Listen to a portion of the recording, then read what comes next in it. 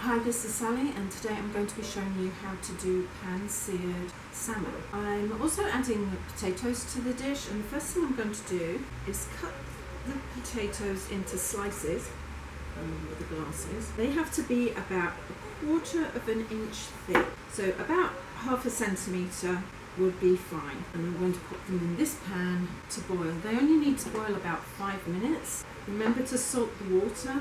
Once they've boiled for 5 minutes, I'm going to remove them from the heat, drain them and leave them to one side. Now, I either use red or white skinned potatoes because they hold together. Russet potatoes tend to just fall apart.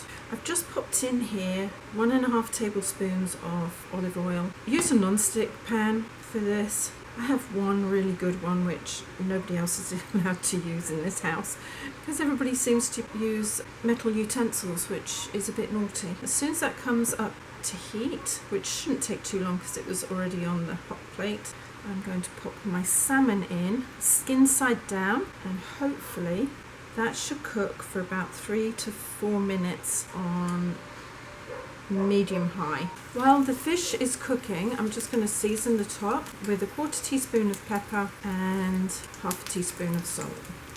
I just pop that on there like that, push it in. Once you can see that the fish is nearly cooked halfway through, or is cooked halfway through, just turn it over and cook the other side. It should be about 3 to 4 minutes. It depends on how thick your fish is. If it's really thick, it's going to take a bit longer, and obviously if it's thinner, it's not going to take that long at all. Just going to let that cook. I know I'm using metal tongs, but I'm literally just holding on to the fish, and I'm going to just tip it so that, actually that one's not so bad. This one's got quite good colour all the way across, so I'm going to put that in there. This one's thicker.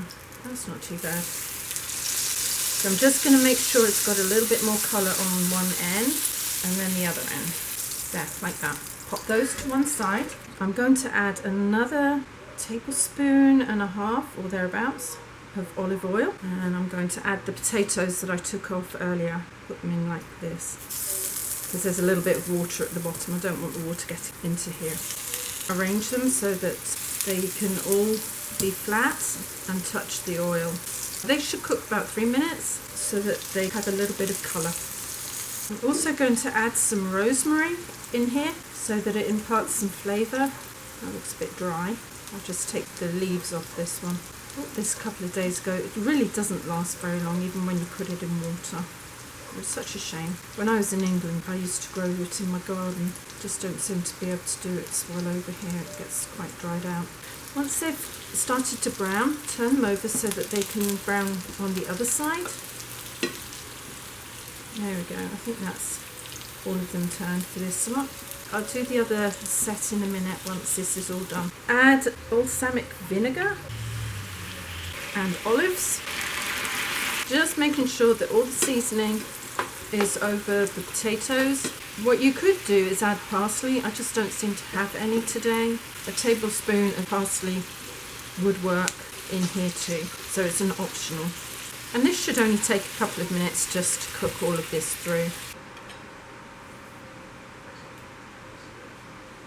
Thank you for joining me this evening. I'm not sure if I managed to impart any useful information to you on this dish, but I think my son has already finished his. You could serve this with cooked vegetables or a side salad. Actually, when the kids were little, I never used to put the olives in them. I used to just fry the potatoes and serve it with the salmon. Now that they've grown older, I cook the potatoes in balsamic vinegar and add the olives to it. If you'd like to hear more from me, please subscribe, hit the bell button, and a few thumbs up would be absolutely brilliant. And in the meantime, take care. See you later. Ciao.